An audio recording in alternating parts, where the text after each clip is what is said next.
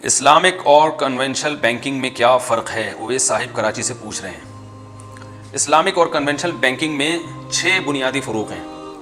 Conventional banking میں سیدھا سیدھا قرض دیا جاتا ہے، اس پہ سود لیا جاتا ہے، یعنی پبلک سے وہ قرض لے گا بینک اور پبلک کو سود دے گا، اور پھر آگے تاجروں کو بینک قرضہ دے گا اور ان سے سود لے گا۔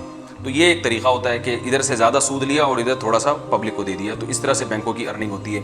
جو اسلامک بینک ہیں ان میں سب سے پہلی بات یہ وہ قرضے پہ نہیں چل رہے ہوتے۔ آپ جب بینک میں جائیں گے کہ بھائی مجھے پیسے چاہیے، تو بینک آپ سے پوچھے گا کیوں چاہیے، آپ وجہ بیان کرو گے، مجھے گاڑی خریدنی ہے، مجھے فلاں چیز خریدنی ہے، تو بینک کہے گا ہم آپ کو خرید کے مہنگے داموں بیچ دیتے ہیں۔ تو 6 بنیادی عقود ہیں جو اسلامک بینکنگ میں ہوتے ہیں۔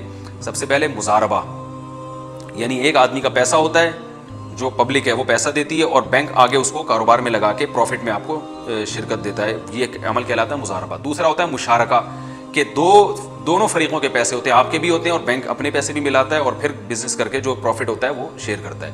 تیسری چیز بینکوں میں چلتی ہے مرابحہ۔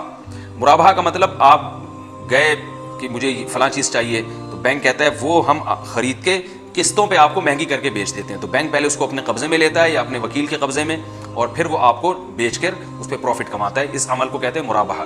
اور چوتھی چیز ہوتی ہے اجارہ، کہ بینک آپ کو ایک چیز کرائے پر دے دیتا ہے، اس سے نفع اٹھاتا رہتا ہے اور جب کرائے کی مدت ختم ہوتی ہے تو وہی چیز آپ کو فروخت کر دیتا ہے وہ۔ اور پانچویں چیز ہے سلم۔ سلم کا مطلب یہ ہوتا ہے کہ آپ نے کوئی چیز خریدنی ہے، تو یعنی جو ایسی چیزیں جن کی خصوصیات کو بیان کیا جا سکتا ہے، ضبط کیا جا سکتا ہے، ڈیفائن کیا جا سکتا ہے، ایسی چیز کو ادھار پہ خرید لینا۔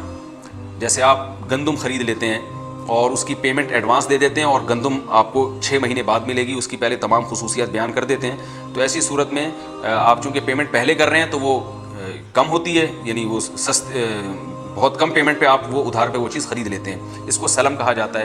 اور چھٹا معاملہ جو بینک کرتا ہے وہ استثناء۔ استثناء کا مطلب وہ چیز بنا کے فروخت کر دینا۔ تو آپ جب جاتے ہیں بینک کے پاس کہ مجھے گھر چاہیے، تو شرکت متناقصہ کی بیس پہ بینک آپ کو گھر بیچتا ہے، یا بعض دفعہ استثناء کرتا ہے کہ وہ بنوا کے آپ کو فروخت کر دیا جاتا ہے۔ تو یہ 6 بنیادی عقود ہیں جو اسلامک بینکوں میں اور جو کنونشنل بینکنگ ہے اس میں فرق کرتے ہیں۔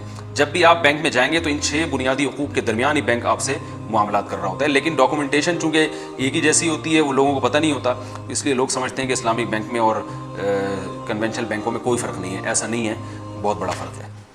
سب سے بنیادی فرق تو یہ ہے کہ وہ بینک ایسٹس میں پیسے الجھاتا ہے، جبکہ کنونشنل بینک جو ہیں وہ ان کو ایسٹ سے اور اثاثوں سے کوئی تعلق نہیں ہوتا، ان کو اس سے کوئی غرض نہیں آپ نے کرنا کیا ہے، وہ کہتے ہیں پیسے لو، ہماری جان چھوٹی اور ہمیں اتنا پروفٹ چاہیے، آپ کو اس میں فائدہ ہو یا نقصان ہو۔